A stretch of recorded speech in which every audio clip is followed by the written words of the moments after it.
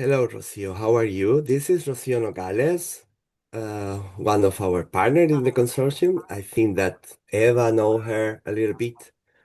So Paul, Yuri, Marta. Marta also knows Rocio. Yes, yes, we had a chance to exchange quite deeply in Las Palmas. It was very, very good, and with Eva as well. Yeah, Only online for now, but hopefully we'll meet in person soon. yeah. Hopefully, yes. Nice to see Thank you you, again. Jorge and Joe and Andrew for preparing this. And I also see that there are people from one of our affinity groups joining. So very happy that the word has gone out the consortium. So and I know that more people will be coming on later, even if a little bit later, but they will be coming on. So Yeah, there is a lot of hellos needs to. Hello, Veronica. Hello, Maya. Hello, Caterina. Hello, Nina. Hello, Manon. Hello, everyone. How are you? So, we have a lot of content today. Thank you for being here. So maybe I can start with this poem that you have in your screen. Maybe I cannot talk about this as a poem, but but I will read it. It's a presentation and also an acknowledge to the modern human world. So yeah, sorry not to do a round of presentations. I hope that you are fine with that. Just look to the other partners that we have in the room and say hello with your eyes in the meanwhile that I'm reading this. Hybrid, mixed, and collaborative models. Culture is a right. Eva Peces will speak to us about this and about how the plan that the Spanish Ministry of Culture has been working on for some time is taking shape. Yuri and Paul will talk to us about a community model that has been deeply rooted in Bulgaria for a long time, tenderly nurturing traditions of love for nature, music, and mutual support within communities. Marta Silva will close this session, opening up the space between culture and everyday life, culture and the economy, culture that coexists with a garden. In this consortium, looking far into the future, on the horizon, we will ask ourselves, can we imagine a culture that is more than human? A culture of collaboration with plants, animals, and other beings? Let's start at the beginning. Welcome and thank you to our speakers today. We greatly appreciate your presence here in this more than human world. So Mm. we will So, start with Eva, and then we will go to Polina and Yuri, and we will end with Marta, as we see. So Eva, the floor is yours. Thank you, thank you, thank thank you for being you. here and having the time to be here with us. Thank you for inviting me. 1 second, I will just share my screen. Do you guys can see now? Because I'm not seeing you anymore, so you have to tell me, otherwise I don't know. We can see it. We can see it. Good. So before starting, I would like to warmly thank again the organization Be Time team for their care and for creating the conditions for this conversation to happen, as well as the consortium. And well, I'm pleased to take part of this conversation because I think the three cases we will discuss today start from very different realities, but at the same time share a common concern, which is how to create the conditions that make cultural work possible and sustainable in Europe, right? So I will try to contribute with a perspective that of cultural rights as a framework for understanding differently the relationships between public institutions, communities, and other cultural actors. So I know I have 10 minutes and I'm going to try to give you the main foundations ideas about the plan of cultural rights and to answer some of the questions that the BeTime team proposed me. I promise I'll try to be as quick as possible, because for me, the most important thing actually today is also to listen to you and to the other experience that will be shared. So let's go.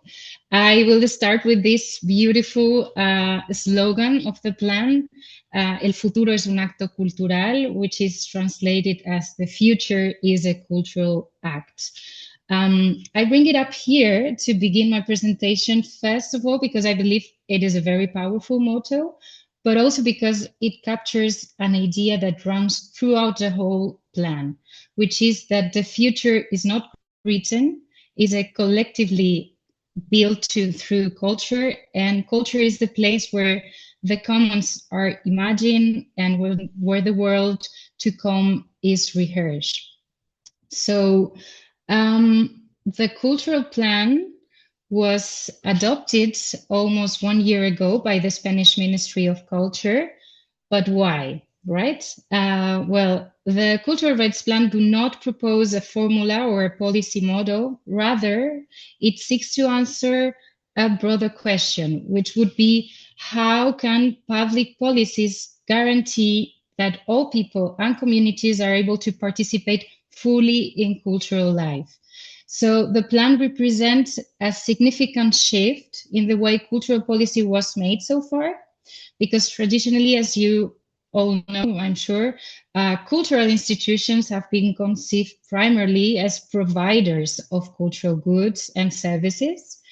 And a cultural rights approach invites us to rethink this role and moves towards institutions that facilitate, I think this is the key word here, cultural processes, support communities' initiative, and create the conditions for cultural participation and creation to happen.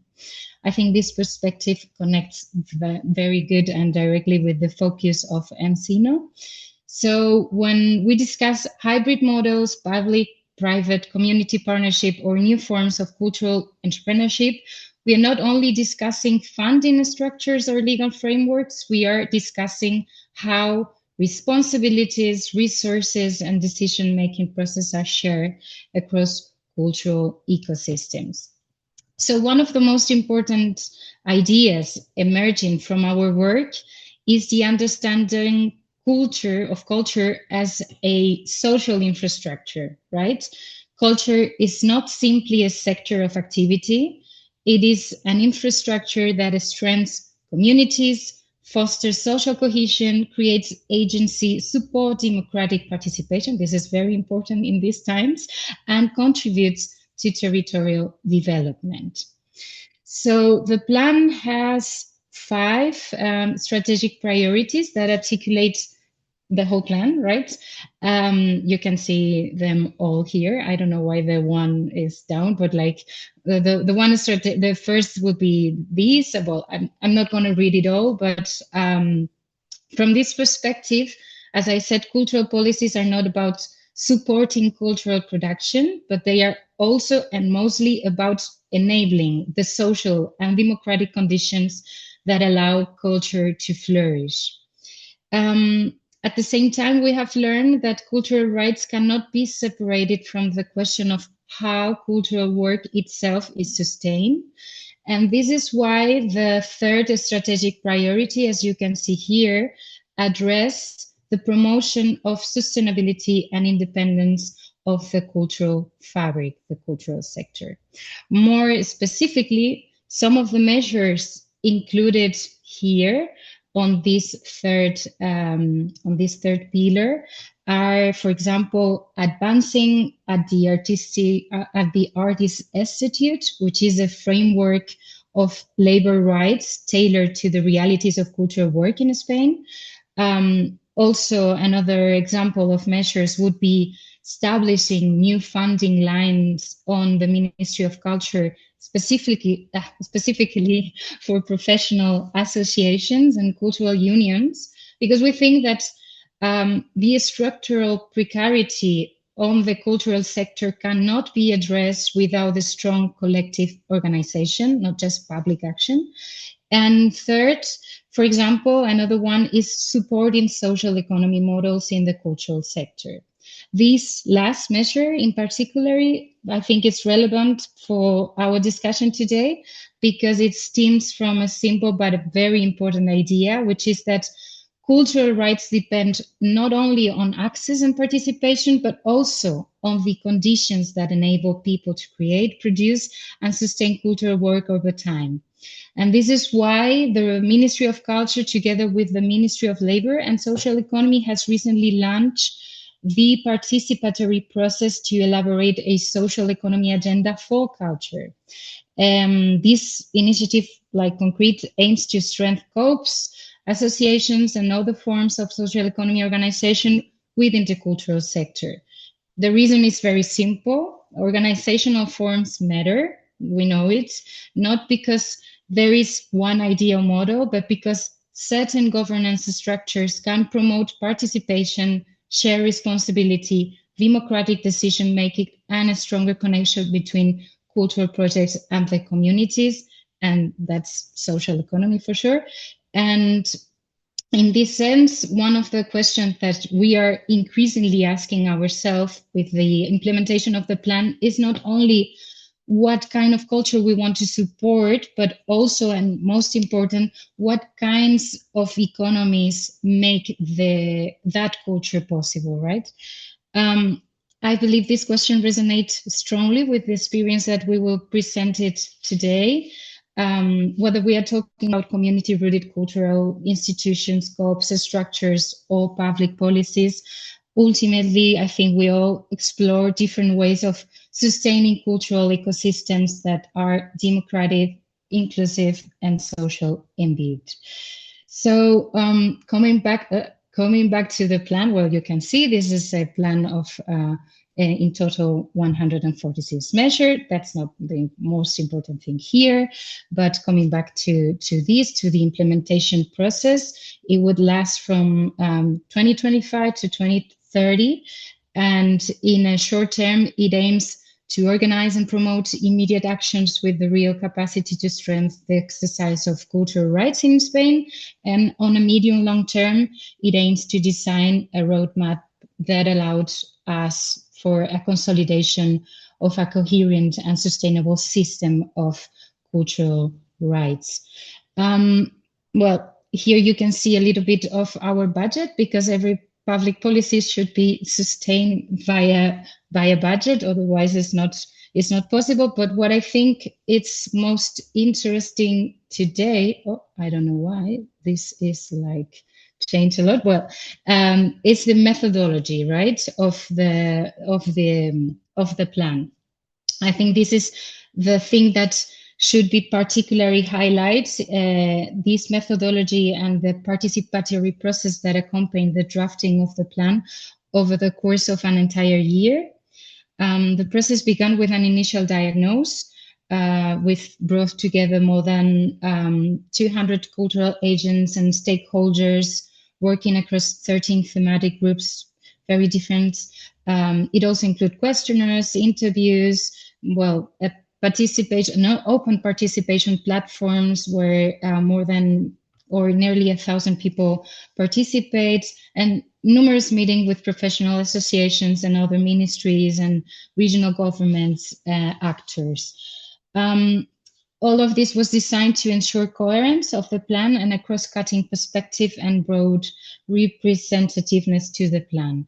And well, this was the second part of this process. I'm not gonna stop very much, but the objective here was to refine the draft, reinforce its internal consistency, and strengthen the links between the different strategic priorities and objectives of the plans. And finally, I would like to briefly show the governance of structure of the plan, because I believe this is key to understand one of its fundamental principles. Oops, sorry, technical problems. I don't know why this is very changed to my stock presentation, but never mind. So this is one of the most important of fundamental principles. If cultural rights include the right to participate in cultural life, in the cultural life of our communities, then that participation must also include the ability to take part in cultural policy making itself, not only during this design phase I mentioned before, but throughout the entire lifetime of the public policy. And for that reason, participation for us is not understood as one of a consultation exercise, it's conceived as an ongoing process. And regarding to the European dimension of the cultural rights plan, our recent exchanges with colleagues from the European Commissions and various European initiatives suggested that there is a growing convergence around several key ideas of the plan, culture as a right, of course, but culture as a social infrastructure as well, and participation as a central principle for cultural policy in Europe. For this reason, I would not frame the discussion primarily in terms of whether the Spanish cultural rights plan can be transferred to other member states. I think our contexts differ, our histories as well, and our institutional arrangement are different. But I think what is transferable are the principles, the methodologies I try to resume very quickly, and the questions that underpin this work, right? Which would be, how do we strengthen participation, cultural participation? How do we recognize communities as cultural actors? How do we build stronger links between culture, climate, crisis, and democracy? Or how do we create the institutional and economic conditions that allowed cultural rights to be exercised in practice for all of us? No? Perhaps that's the most important lesson we have learned so far this year, that cultural rights are not implemented by institution alone. We are built, they have to be built through collaboration, through participation, and through shared responsibility among public authorities for sure, but as well with communities and cultural actors. And well, I believe this is precisely the common threads connecting the different experiences that are gathering in this session today. So thank you very much, and sorry if I was too quickly, but yeah, that's the cultural plan in very summarized. Thank you, Eva. Yoo-hoo! You made it. You made it. You Sorry have for 2 the time. minutes. Sorry for the time. There was for me something that, hello, Hara. Sorry, but I'm seeing too many faces, lovely faces. So yeah, in my initial approach to Eva, I said I sent her a few questions that she already solved out. I was thinking about how is the plan perceived in Europe because I don't know, and also about the challenges and the learnings that she was mentioning now. So I think that maybe a good idea is to go to Paul and Yuri, so we are not running with time. And if you please can keep your questions, and we will have, if we are on time, we will have 20 minutes to ask questions to Eva, Yuri, Paul, and also to Marta. Okay? So thank you, Eva. I will keep my question inside, but thank you very much because you clarify a lot on my concerns. So Paul, Yuri, the floor is yours. We go to Bulgaria. Are Yes, you ready thank to you. travel? So we agreed with Paul that we will split the time. I will say a few words in the beginning for the general situation, describing a little bit the overall context because it's not very well known around Europe. And then Paul will tell you more details about a specific work of one specific Chitalishta community center in Bulgaria. But before that, I just wanted to say thank you to Eva because it was very interesting. I've been working as a Vice Minister of Culture in Bulgaria, and I know how brave is to do this kind of work. So congratulations for the Spanish Ministry of Culture. And I'm also especially thankful that she opened already the topic about the cultural capabilities because the capability approach is something that is very dear for us and very important for in our work too.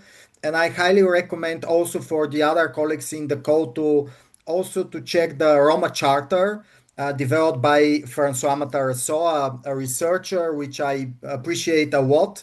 I suppose that the Spanish colleagues know this document, but the Roma Charter is basically also a key document related to the cultural rights. But thank you very much, Eva. It was very inspiring presentation. So, so let's start about talking about the Chitalishta. I will share my screen to show you a few things. If you write Chitalishte in Bulgarian, just a moment. I need to stop this and to show you something else.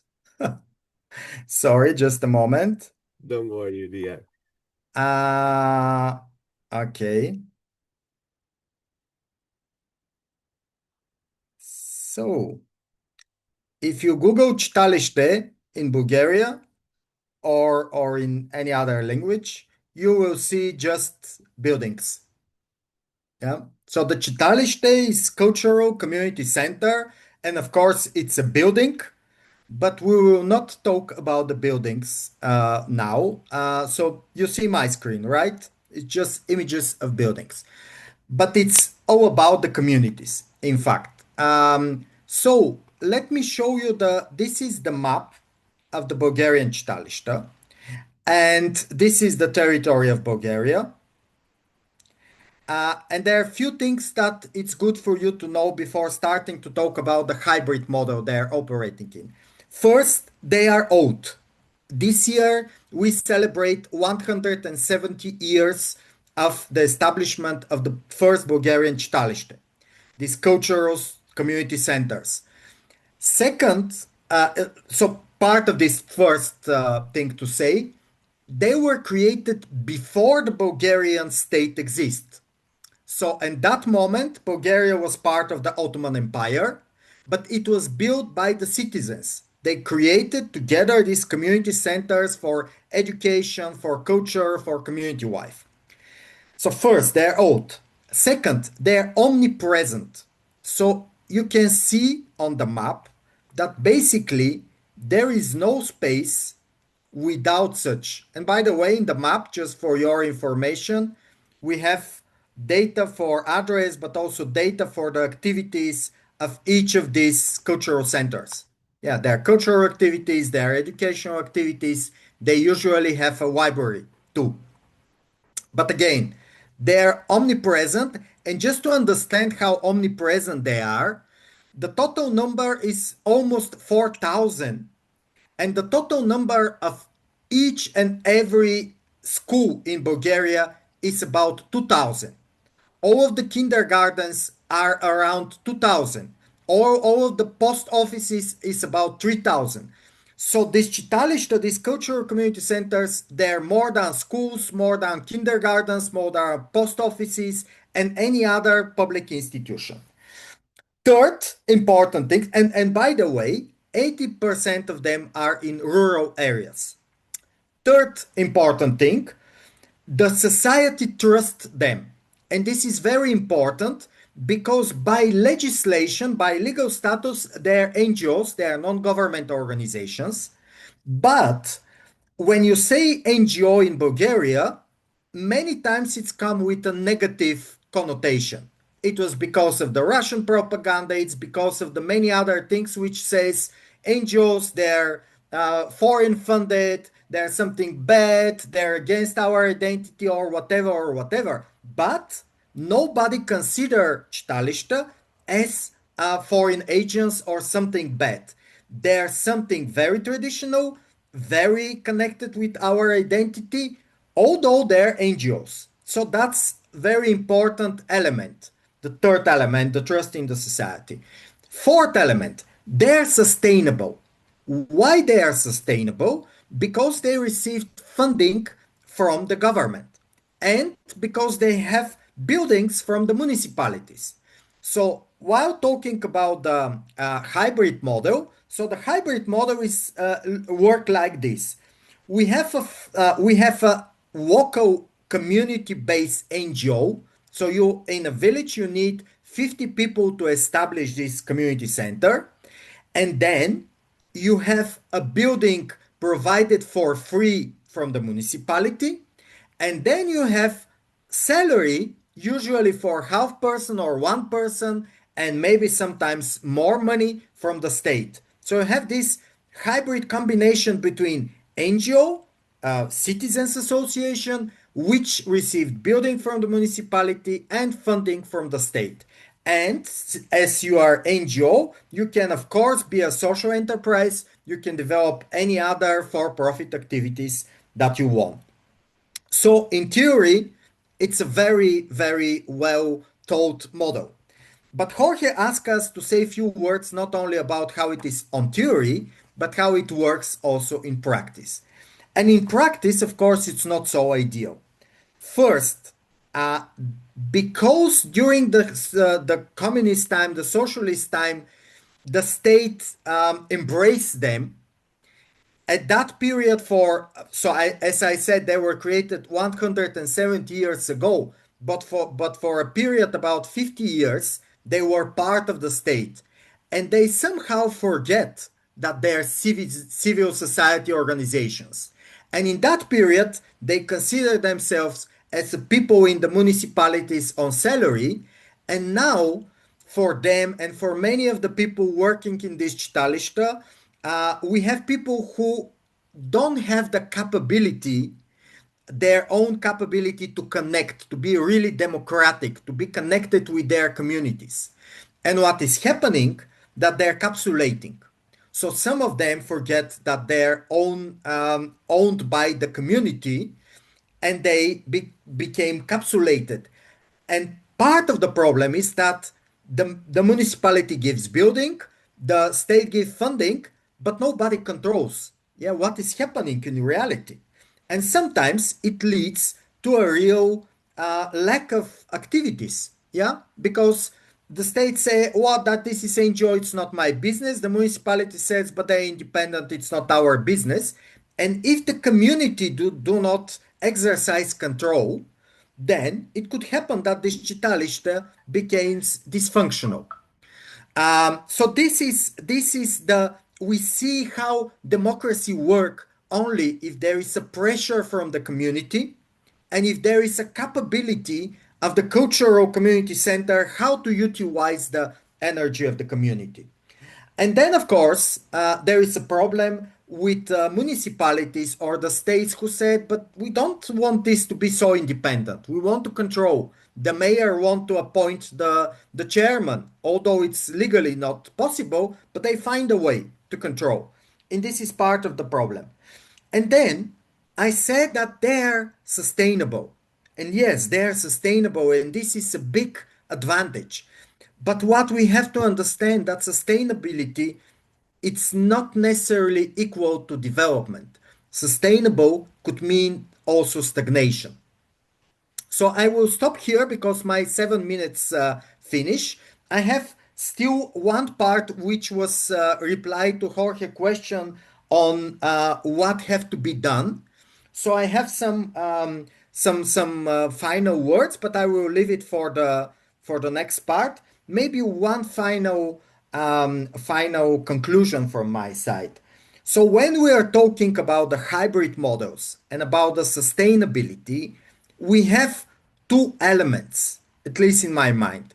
One element is the financial sustainability, and we have more or less some level of the financial sustainability of these cultural community centers and the network, although many of them are struggling with not enough money and are not developing.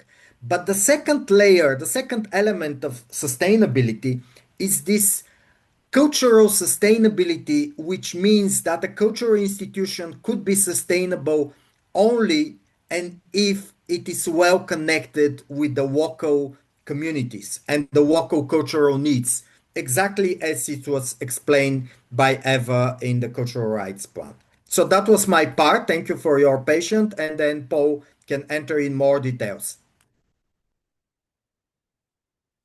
Thank you, Yuri. I am impressed that we are made in on time. Thank you, thank you. Paul, the floor is yours. Hello, thank you, Yuriy, for setting up the panorama here.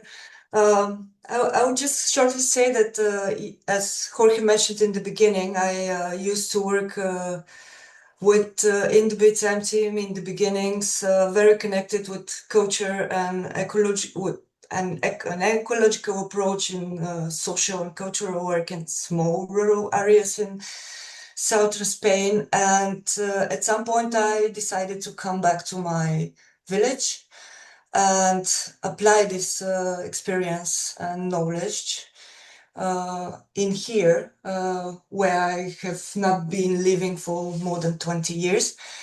And when I arrived here, I was thinking I was the only one in the village that was not really understanding how Chitalishta works. But it turned out that no, there are a lot of people that, as Yuri mentioned, they're still thinking about that we belong to the mayor house, or we are completely from the government, in kind of a way, this idea that this is a civil society organization, an NGO, is lost in small villages.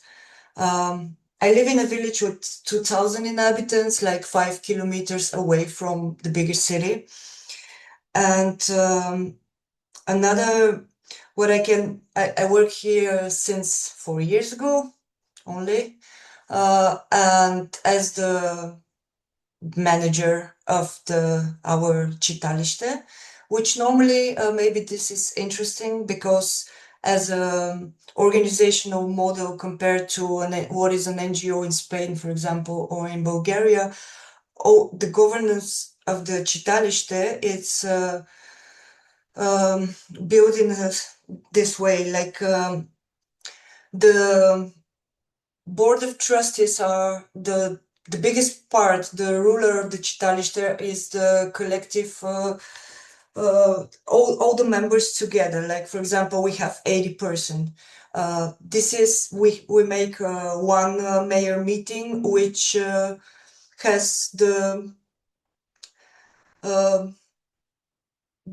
biggest ruler. They decide, this 80% together, they decide everything, how this NGO will be ruled, and there are different people. Everybody from the village can come and become a member. So they choose 5 normally. This can vary. They can be 5, 7, 3, or more. A board of trustees, they take the decisions. They are the responsibles to take all of the decisions of how everything will be organized in the institution. We also have a control group. I don't know if I translate all of this correctly, but they are of 3 persons in our case, and they control budgets and everything and how money is spent.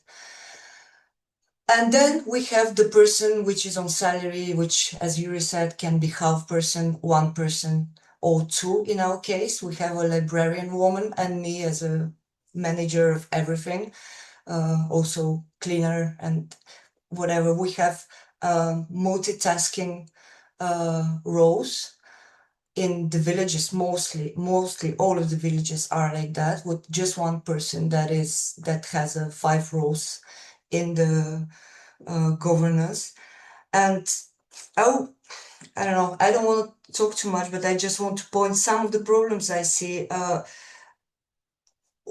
A part of ruling and organizing all of the cultural agenda of the village and being in constant relationship with governors and neighbors and minorities and everyday life. There is something there is the process work that is, I think, underestimated in our when we talk about the idiosyncrasy of each community center and the problematics that we meet in different places. We are the same legally, but at the same time we're completely different because it's not just that I come and I run something and I have good propositions for my villagers. and they embrace it. I lay on what was made here for the last 10 years and 20 years and 40 years, and how people and this process work in culture. I think it's very, very important. We have to be very, when we talk about, I agree that we as in an ecology, we don't need to talk about just sustainability, but regeneration. And we need to be very clear where our feet are on, what do we need to regenerate and how we do that. And I think I passed my time, so maybe I will leave more for later. Thank you. Gracias, Paul, mi amor. Thank you, Paul. Thank you, Yuri. Actually, we have 4 minutes in advance, so I will take this to take Yuri's word, and so you can talk about what is need to be done now from your perspective, and also it's the same question for you, Paul, but in local. So what are Yes. you doing there in your process? Go, Yuri. So 3 things. One is capacity building. So we discover, because we've made a lot of research about the Chitalishta network, and we discover that more than 70% of the managers of these cultural community centers, they do not have university education. Yeah, they have only how it's called, secondary education, which is not a problem, of course, despite the fact that they have a lot of obligations and a lot of expectations toward them. And in addition to that, we discovered that 70% of them said that they do not take part in any training or educational activities in the last 3 years. So again, talking about the capability approach, yeah, it's not just you create a nice network. It's not you just give money. You have to develop the capacity of the people to be active in this network. To have the right is not just you have the right. You have to have the conditions, as Eva said. This is very, very important. So one thing we are investing now efforts to think what kind of instruments, trainings, etc., resources. Together with Paul, we are now developing online resources for her colleagues. The second thing is to raise the citizens' participation, because the only way to have the active Chitalishta is to have active communities. And this is a widespread problem in the Bulgaria, because we have a very low level of voluntary work, we have a low level in participation in voluntary sports, etc., etc. So it's not only about the culture in Chitalishta, but we need to raise the interest, because these community centers, they were created by their grandparents and grandfathers and mothers 170 years ago. And the people in the villages and in the cities, they have to remember that this is there, and they need to insist this to be active and striving. And the third one, of course, is to push the government for impact-driven public support. Because now the support is given financial on a very, how to say, unclear way, in a way just historically. So that was the 3 dimension I personally see as a plan also for my own organizations to work. Yoo-hoo! Thank you, Yuri. Paul, I will keep my question for later. So what is your next step in this process that you are doing with your community? So we can respect the time that you are also all respecting. I love you a lot for doing that. And we can pass the word to Marta. Silva. Marta, are you here? Hello, yes. Do you hear me? Yeah, we can hear you. Okay. So thank you a lot for the invitation. Nice to see you and meet you all. So I will try to briefly speak about why we created a cooperative, how our cooperative transformed itself in the reaction to the local development, and and how did we lead and reorganize all the business model and the social businesses to survive. And then a little bit more about this concept of places, but also the topic that Jorge asked me, the cooperativas integrales, and multi-sectorial cooperatives. So I think it's a lot of topics for 10 minutes, but I will try in a way to make a kind of a movie into this. So I will maybe share.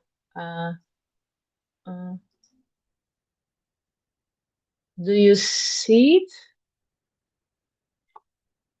Yes, we Yeah. can see it. Okay. Well, I will not show all the presentation at all, but because we are online, it's always a bit weird to be for me online, and so showing some pictures of the place, I think it's a better way to try to understand with the body some of the topics. And also then the presentation is big, so then I can put in the chat the full presentation, but now we'll just jump into some of the slides. In a way, our mission is this cooperative is to work for the local development through cultural activities of social cohesion and inclusion, uh, and the social economy in general, social and solidarity economy. And actually, we were a group of people that were already organized into a association, but we were very weak in terms of sustainability, because in 15, 20 years ago, the topic of community work and participation was not at all on the agenda of cultural policies. And so we didn't have many supports from our government, especially speaking on the cultural department. And so we had this idea that we needed to be as much as possible auto-sustainable, because at that time we were also having economical crisis. Troika was coming and taking the control of our country in terms of economy, and so we were struggling to survive. So that's when we think about, okay, we want to work in the cultural field. We don't have Portuguese economy is kind of weak, so community cannot afford paid cultural services in general. We are based in a place that now it's very developed, but in the city center of Lisbon, but before was mostly related with many different vulnerabilities, like drug traffic, prostitution, la la la la la la, and since ever a very cosmopolitan place where more than 100 nationalities live and work and use this territory. So very, very strong this place. And now, well, here, I don't know if you see, yeah, that's this one. Do you see this image of the square? Yes? Okay. So this is Largo do Intendente, and this is the place where our cooperative was born. And why we changed from association to a cooperative? Because we wanted to provide as more as possible free cultural activities of social inclusion and cohesion, we had to find another way to not only buy funding to support our work, and that's why we thought in a business model that other sectors of activity could auto-finance our work. So we rented a building on this square that before nobody wanted to step in. And mostly of the cultural activities were made on the street. And the building was the infrastructure of the business model. So we had a coffee restaurant and three floors with 22 rooms. And in these rooms, 22 rooms, 5 of them were to provide for artists to work in artistic residencies for the community, and also to provide accommodation for people that were in social struggles in transition.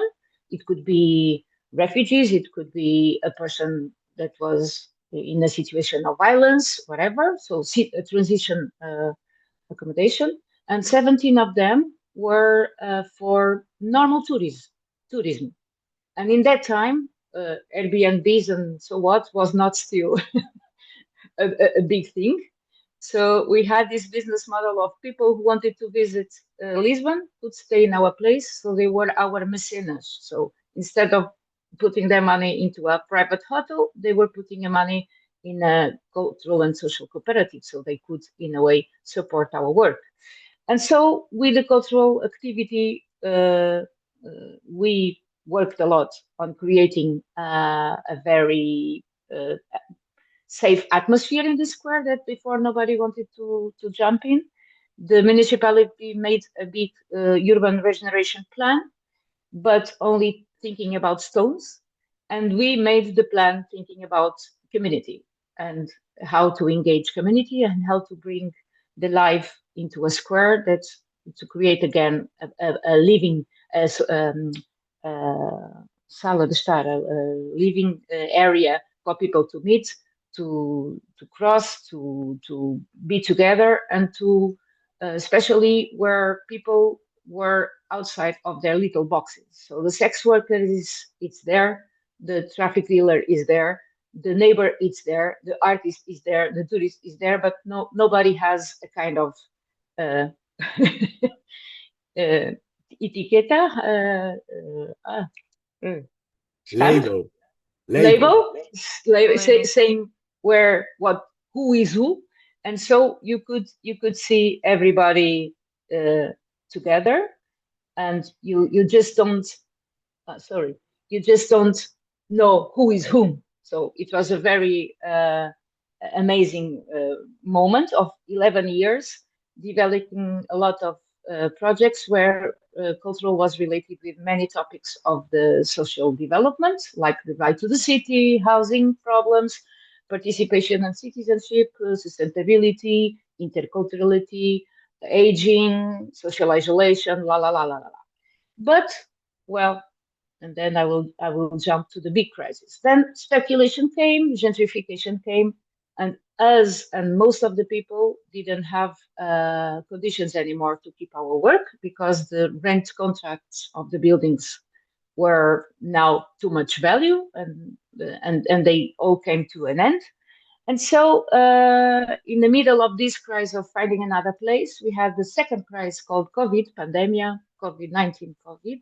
And so a lot of crises on the top, and we were struggling to survive because the methodology that we create to engage vulnerable communities was to put them in our team. So our team was made with the community from these degraded places. So the most value thing that we had, it was our team.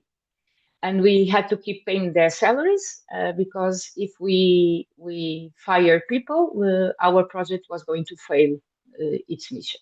So that's when we think about a crazy solution in 2021, when our contract was coming to the end. And we said, okay, there is not any more affordable places in the city. And we are all closing our doors. Cultural and social venues are closing our doors. So let's map the buildings of the governments that are empty. And in our district, there were still a lot of buildings empty.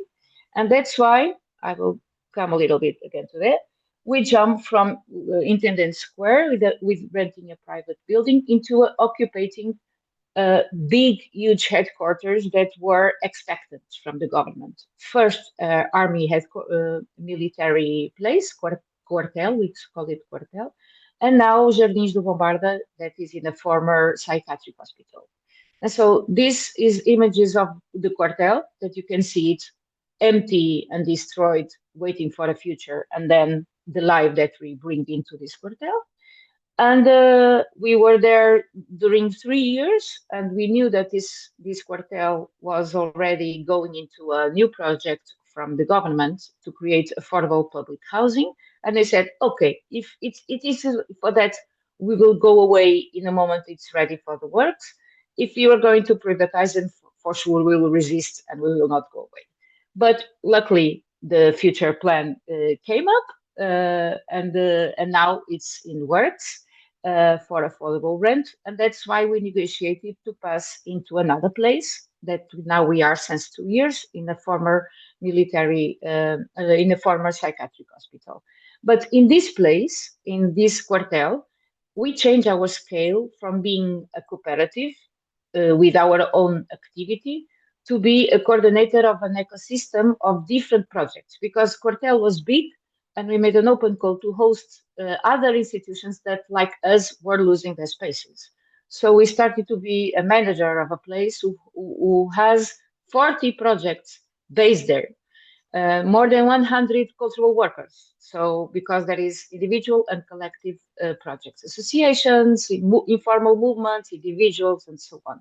So we replaces the army through this cultural army, and we created this lema that is tomando as ruas, rompemos o silêncio. Taking the streets, we break the silence, because we couldn't agree in the way the city was being developed, and we wanted to claim the right to the city. And instead of claiming, we were acting and proposing a different way of city making and creating a city with cultural has a social infrastructure, like somebody told just before. And so the community of our army military headquarters changed into the community of Jardins de Bombarda. And so Jardins de Bombarda is the place that we are now. And this place that we call the third place, so I will jump quickly to the map, sorry. Sorry. Then I will give you all the, I was too quick, yeah. I was too quick, but I will show you the map. Yeah. So the former hospital has 44,000 square meters, but we could negotiate with the government just to occupy 6,000 of them, because they were a bit afraid of what we could take on our hands, because after taking in our hands, we are a bit difficult to kick out, because we create always a larger community each time we move. And so they said, okay, you can go, but you can occupy mainly the gardens. And we said, okay. And we came into the Quartel community, because we are organized in a general assembly of the informal movement. And then we have sociocratic groups with the members that are based there. Because the idea is that they don't just rent a space. And this is where the business model comes, because we couldn't develop there the touristic part, and we didn't want it anymore. So we only had the restaurant part, and then sharing spaces with cultural sector by renting with affordable rents for the cultural sector working spaces, because this is our new business model of sharing the costs with the sector, even if it's affordable, and then sometimes renting other spaces into private uses, so that we take money from who has to put money with who doesn't have. And so we said, okay, Quartel, to the community, we have only gardens, and they say, okay, the placemaking group said, don't worry, we will build the places. We will transform this old space into a cultural place. And that's why we call it a third space, because we take a building from the government with community and the third sector, and we created an hybrid place where cultural, active, social work, normal services, community places can be together in a very shared model of governance. And so we make this space to create many different areas. We have working spaces, we have stages, we have artistic residences and accommodation, rehearsal spaces, community library, gardens, community oven, and a restaurant, of course, and a performance hall, a black box. Let me, stop here, because I want to jump into more the conversation of cooperative. Yeah. Now you see only me? Yes? yeah, so that's the topic. This place is not forever. We are waiting for the future project, but we wanted to, instead of waiting, we wanted to start the debate by doing an exercise of city making, engaging community on the process of imagining what's next. And why it's, and also a very, speaking on business model, for us it was very hard and difficult to invest all the money that we had to invest on rehabilitating this place, even because the government is asking us for a rent to use an abandoned place that was destroyed and expectant for 15 years. And a part of our rent, we had to invest all the money on the rehabilitation. And we don't have ethic bank in Portugal. So we created a different solution. We created a campaign of social investors. So community was the one that borrow us the money, lend us the money. It's a kind of, it's not crowdfunding, it's crowdlending, a crowdlending system. So community lend us half of the money that we had to invest in 3 or 4 years period with 3% of interest per year. And in 4 years, we start to give them back the money. So by having the money of the community, was 60 people from the community that financed this process. And now by having this economy, we could immediately rehabilitate the place, and we immediately could put it into the activity to have economic activity from that. So now, changing more into the topic of a cooperative, why the cooperative for us it's a good model? Because a part of the cultural activity, you can have many other sectors of activity that can generate money, and then you can use for a non-profit, even not non-profit use, but you can make the money circulated from different areas of economic activities. And also, before, in the beginning, we were a normal cooperative, saying that we are only a cultural cooperative. But suddenly, because of the range of our work, we had other sectors like social cooperative and services. That's why we are more a multi-sectorial cooperative. But in a way, we don't consider ourselves cooperativa integrale, cooperativa integral. This concept, it's not a juridic concept, it's just a concept, because the juridic concept is multi-sectorial cooperatives. Because in a way, we engage culturally the social area. That's why we have different sectors, but we work only in one direction. But cooperativas integrales, multi-sectorial cooperatives in Portugal, they are created as a way to put community together, to react in a way for what their territory needs, and what the territory needs in different levels. So they share principles like the democratic system, the proximity economy, the ecological principles and sustainability, but it can be a cooperative that, in a way, a group of people think about housing, another group of people can think about consumption, another people can think about cultural, another people can think about social and agricultural and many different areas. So that's why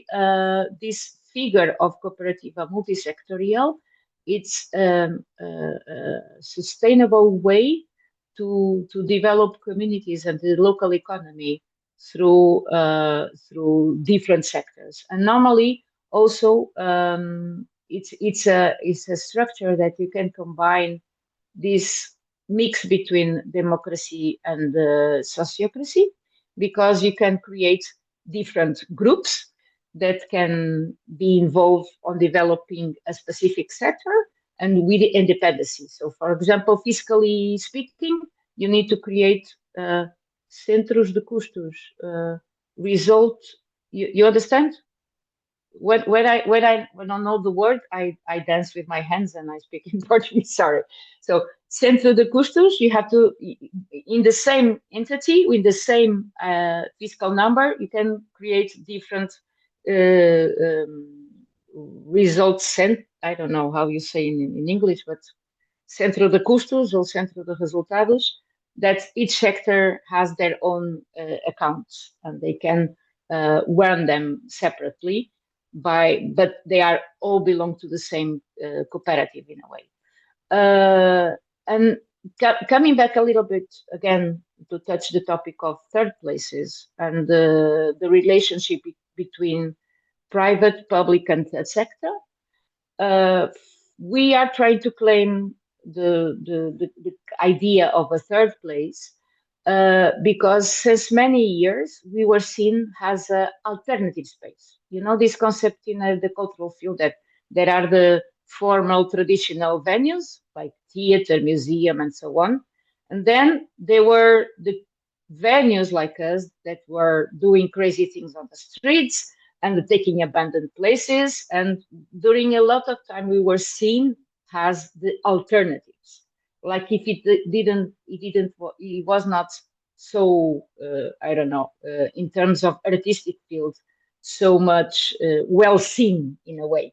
But because we were, since the very beginning, tackle the topics of democracy, inclusion, and right to the city, and so on, then finally, when the cultural rights came into the topic and to the agenda, finally, the government started to recognize the value of these hybrid spaces.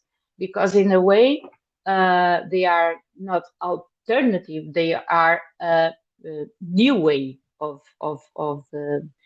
how to engage community on reacting to what the territory needs. And in a way, the third places are not only a place for cultural activities. They combine the cultural sector with many other levels of the society, and they have a huge place. They are not a hub where artists are alone inside a building. They have a space where community feel welcome just to come, just to be part and to propose. And then suddenly you have more people engaged. And we didn't have the option, as many cooperatives, to put everybody as a member. We grow slowly as a cooperative group, but we always leave a big place for people just to be community and not to formalize it since the very beginning. Because when you formalize informal movements into institutions, the community informal way of interacting sometimes can break. And that's why we really believe that taking the hand with the government possibilities. So government has conditions, resources, but sometimes they don't have the vision how to do it, because we also agree that we need to do by testing, by research action. That's why to provide resources from the government, not only to support us all, but government can provide a part of the resources, and then we take in our hands the other part by our own economy and by engaging community and what they need. That's why combining public services with private services and with the third sector and the fourth layer, community, it's very important for the local development model. I don't know if, well, it was there.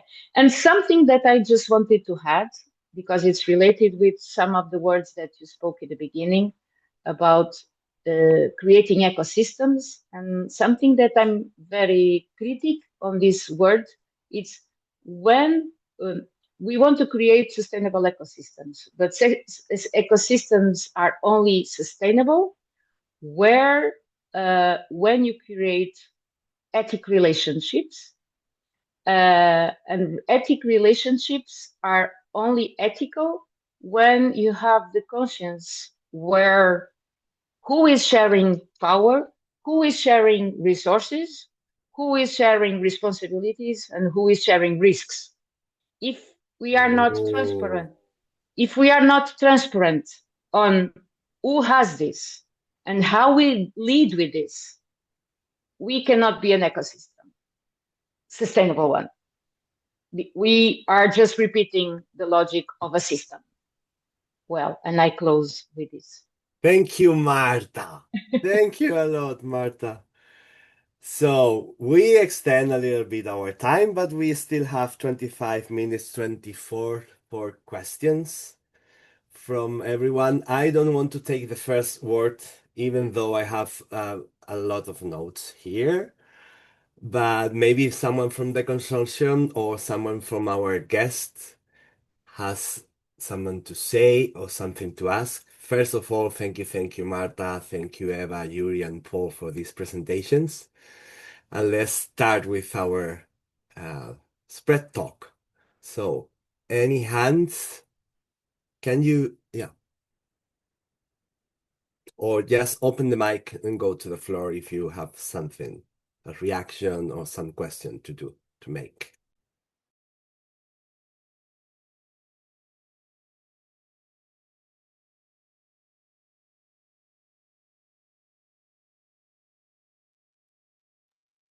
Can you hear me?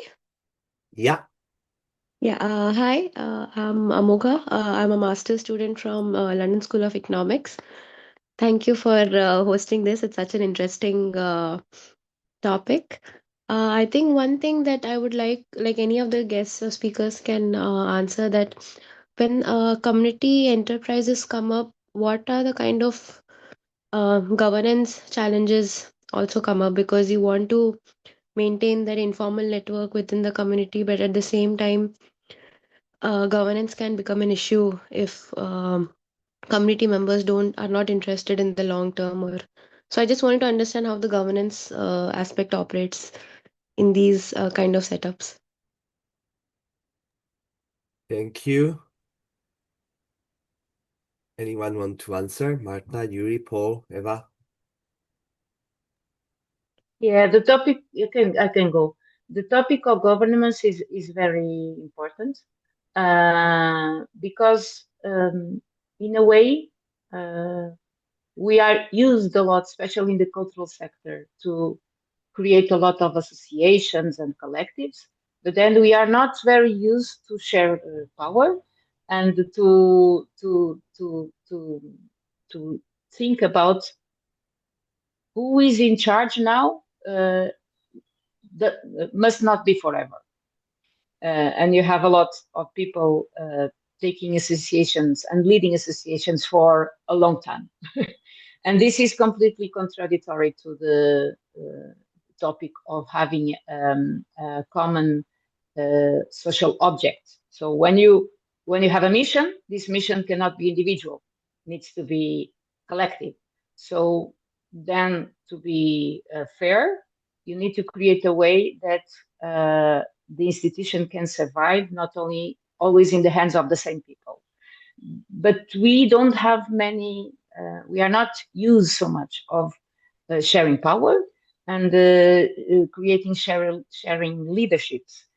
But in the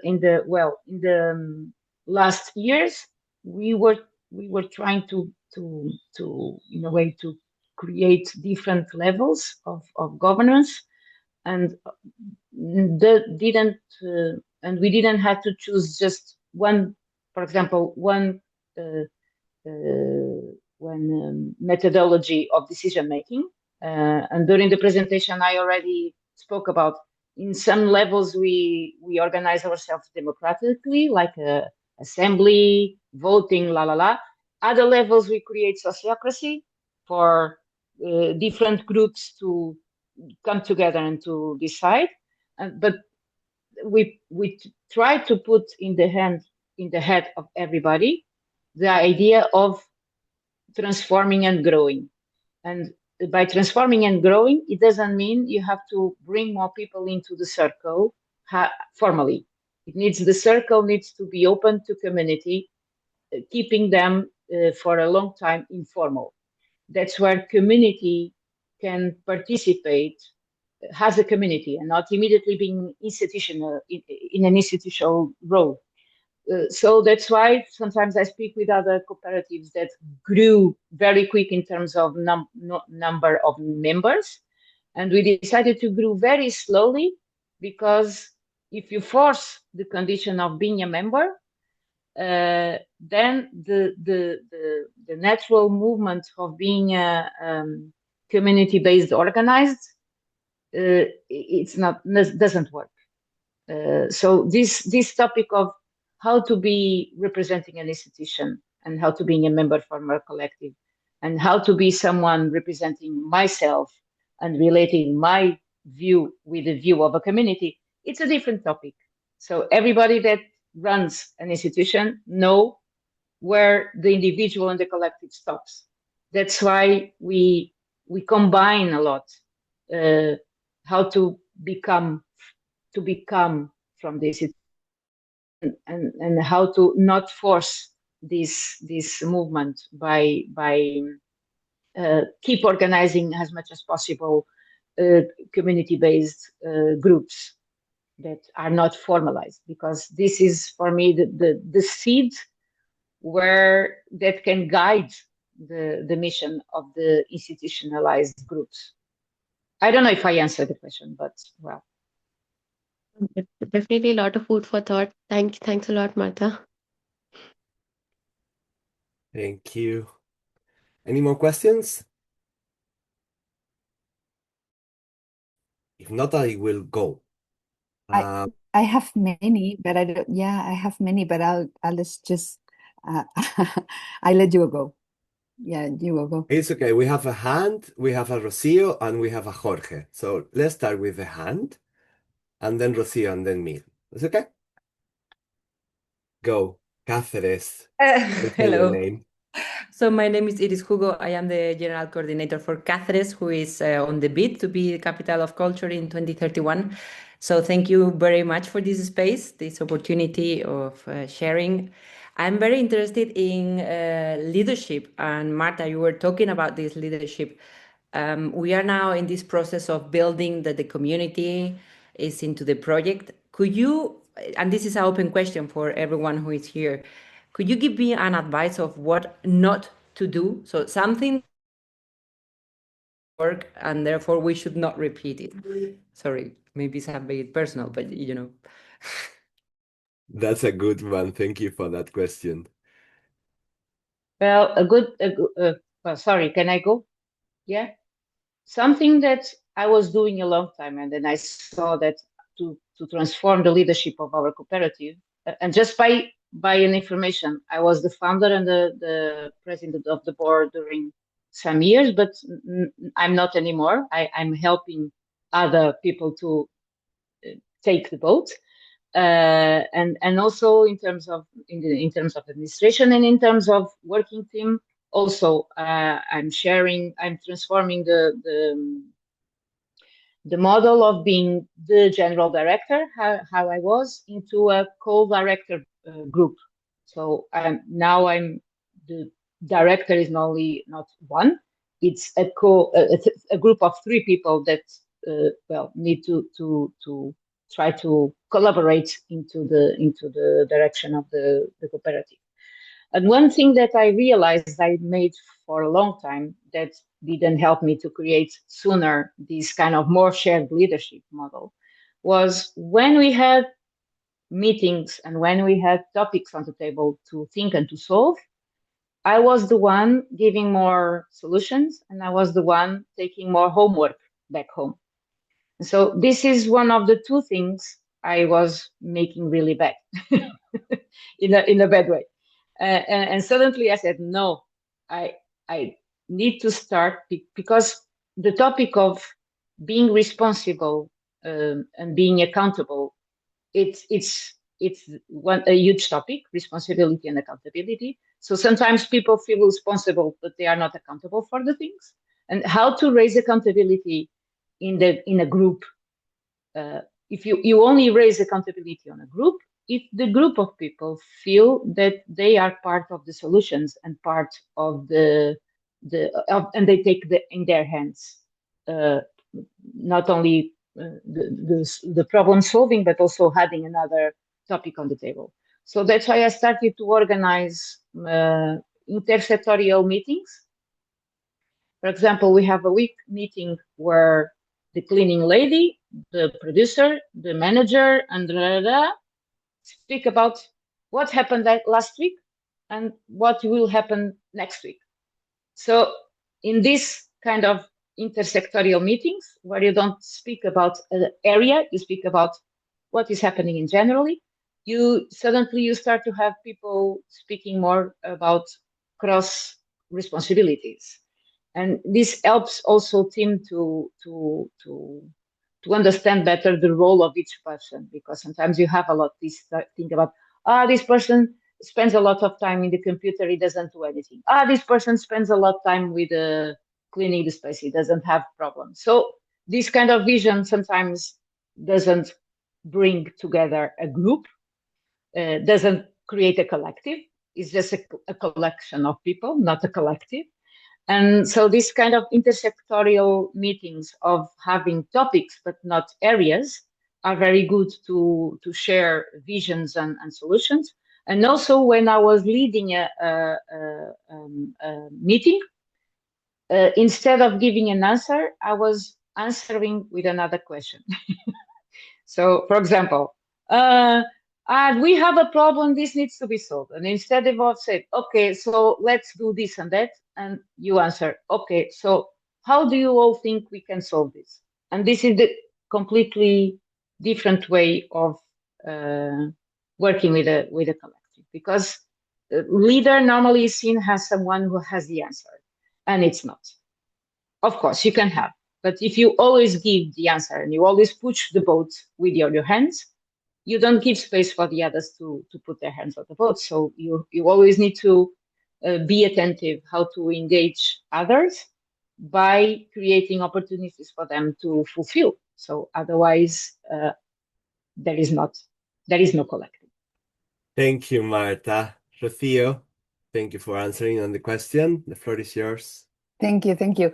I thank you so much for all of you for providing your experiences, your knowledges.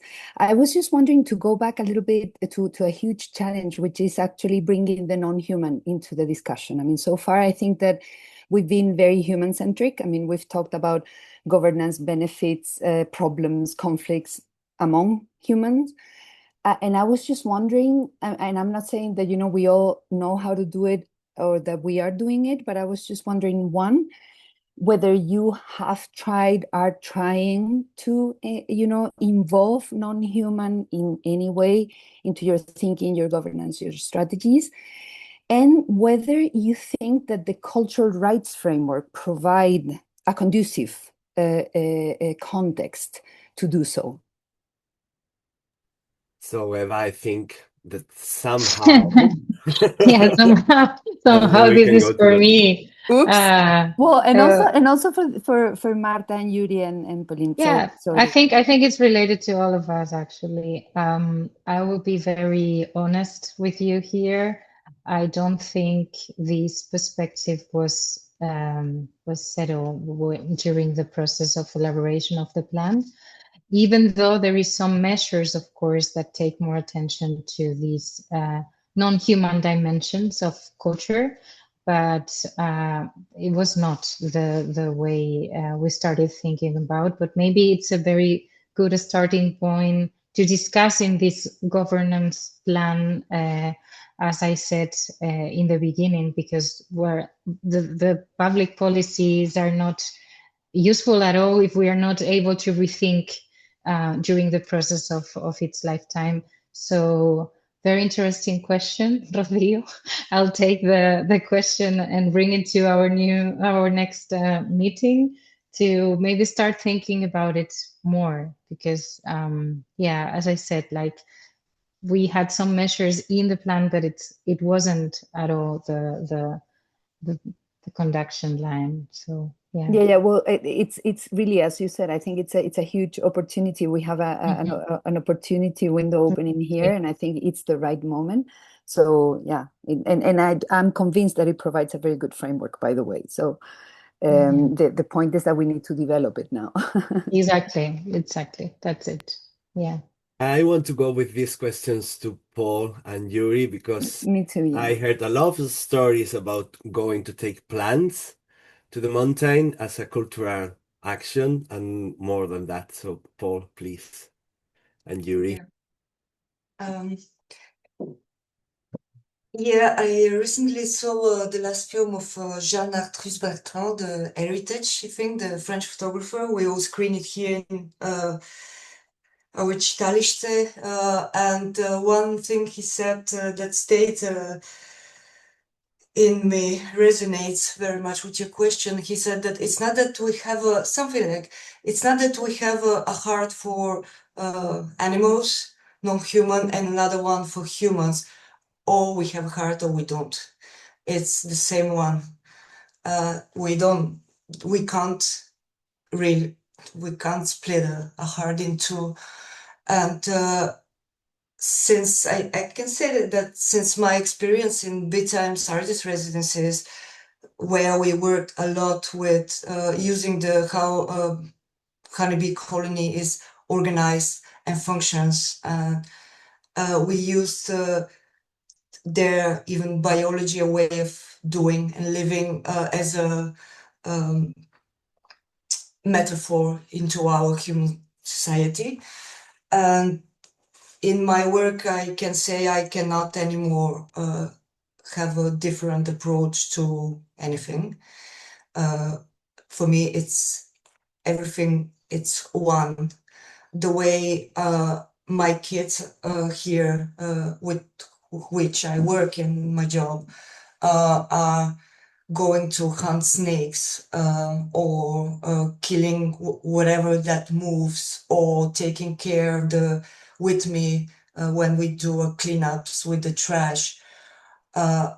It's all the same, and who throws the trash. And what Jorge, you mentioned that it's in a kind of way in Bulgaria we do have people have kept these old traditions, like we have a specific days in the year in which there is a tradition that we go and pick up herbs in the mountains, and this is like more than 100 years old tradition that it's still kept on, and part of our jobs by law are to keep these traditions alive.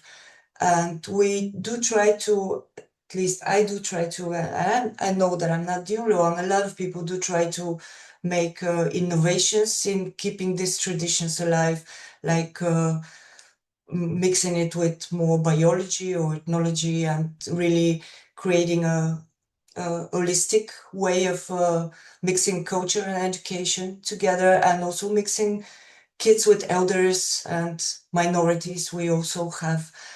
But I think there is so much work. I think if I can allow myself to compare, like the conscience of people about like climate change, or our relationship to non-human world in Spain, for example, where I used to live, and in Bulgaria, I can say that and this is a political task also, not just from the from down to up, but also it depends a lot from the policies, that we do have a lot to do about it, because to create sensitivity and sensibility, and to understand that culture is, that we don't have two hearts, we have just one, and it's the way we treat animals and the wild, it's the way we also treat humans. That's also something, like, it's very typical. This last thing I can add, like, in an ecosystem's health, honeybees were used as a bioindicator of the health of the whole ecosystem, because if they're going bad, the whole system, it's an indicator that it goes bad. In society, I think it's the same. Like the poorest people, the more rejected and unseen people in my village, I see as a mirror of the health of the society and the community in my village. And I know that it's there with the more fragile when I achieve to through culture or whatever I can propose to them. Like, because I was also said, I started making cleanups, organizing a few cleanups during the year, and I was said from some of my neighbors, this is not culture, and this is why am I doing so. But anyways, it's I think when I achieve if to empower the most vulnerable people in my community, then I will maybe really can start to see a change and have a stronger community, which is really hard to build by being alone. We need to work together. It's a team job. Yeah, I don't know if I answered the question, but Yes, you do. Okay, Yuri and Marta, you need something to add, or I can go to Yuri to ask something about, and let me just say that my English is not that good. So I am losing in capability and accountability wording. So my question is, Yuri, where you see a common challenge between, yeah, not only in Bulgaria, because you are mentioning this capability as something crucial, and Marta was saying accountability also. I don't know if it's the same thing or not. I will check then with my colleagues. But if you can have 1-2 minutes word about, yeah, what you see this as a common challenge and where it will lead you and your project. Just to clarify, so yeah, the capability approach is defined by a Nobel Prize winner in economy, Amartya Sen, I think. But then it was used for a cultural field. I know it personally from François Matarasso, which I've mentioned, but it's also mentioned in different documents of the European Commission too. And for my, without entering into details, the capability approach is talking about not only that you as a human has access to some opportunities, but you have the internal capacity to use these opportunities. This is the crucial part because you could be a person who cannot, I don't know, let's give a stupid example, but you are illiterate, place in a library, all of the books are around you, but nobody teach you how to read. And then you have the right to read, but you don't have the ability to read. And then this is a problem, yeah, because in many cases this is something which is happening also with digital services. We provide digital infrastructure, we provide the digital instruments, but we never train people how to use them.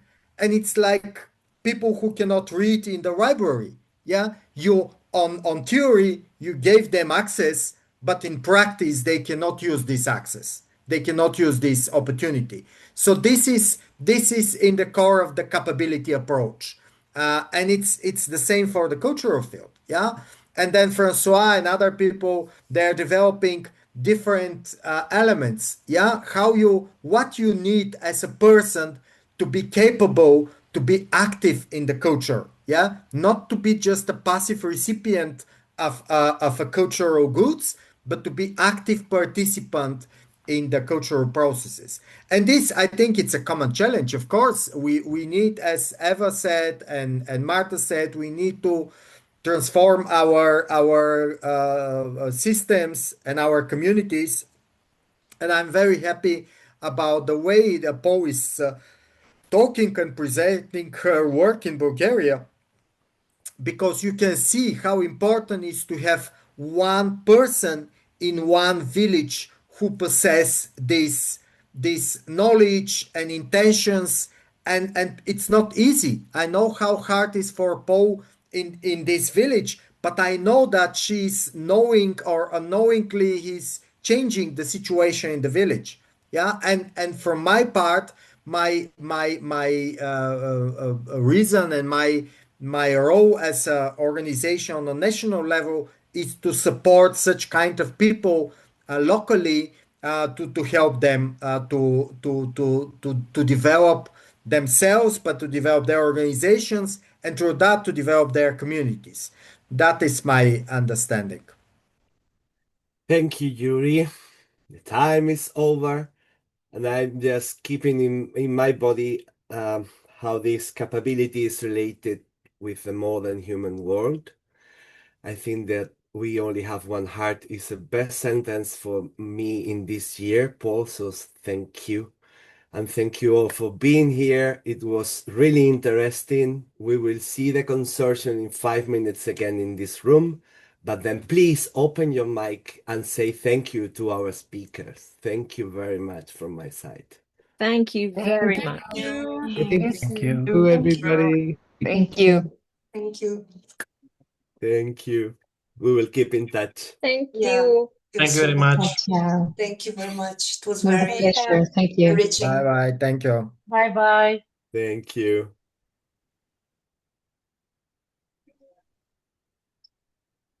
Okay, for those in the consortium, 5 minutes break.